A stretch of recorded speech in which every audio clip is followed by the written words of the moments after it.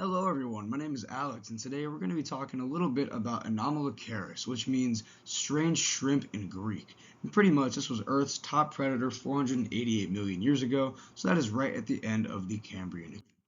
So what was Anomalocaris? Anomalocaris canadensis is its entire Latin name. It gets canadensis from the country of Canada where it was found in the Burgess Shale, which is a large slab of rock that has a lot of Cambrian explosion organisms inside of it. It was an active carnivore that searched the Cambrian Sea for its prey, so it would scavenge along the bottom. It likely used the wing-like appendages on its side for swimming. It could probably swim forwards and backwards with these as they moved in sort of this kind of a shape. And they had compound 360-degree vision, as well as growing up to 1.5 feet in length.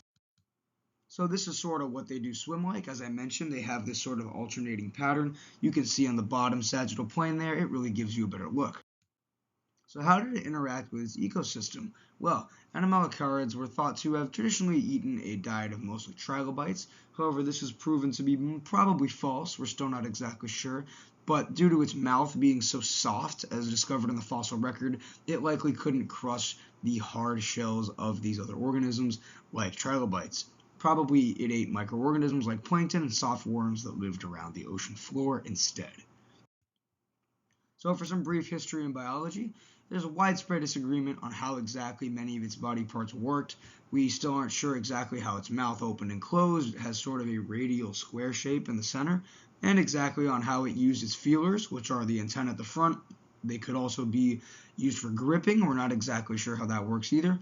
And the trilobite fossils with deep scars and bite marks on them that have been discovered do prove that they did eat trilobites, or at least try to in some way, but maybe they couldn't fully grasp them, so they would spit them back out and leave them with scars and bite marks instead of eating.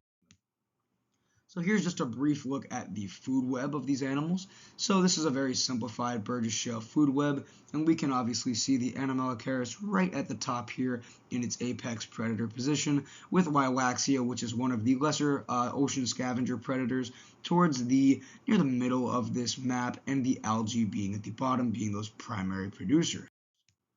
So now where does this exactly leave us? Well, sadly, we do not fully understand the extent of Anomalocaris and exactly what it does and how it interacts with its ecosystem, but it and its relative organisms in the Cambrian explosion are being really heavily researched right now, and I hope to be one of the leading people that helps discover the connection between these animals and the rest of the awesome flora and fauna we have here today. So, thank you for listening. My name is Alex, and yeah, if you have any questions, let me know in the comments below.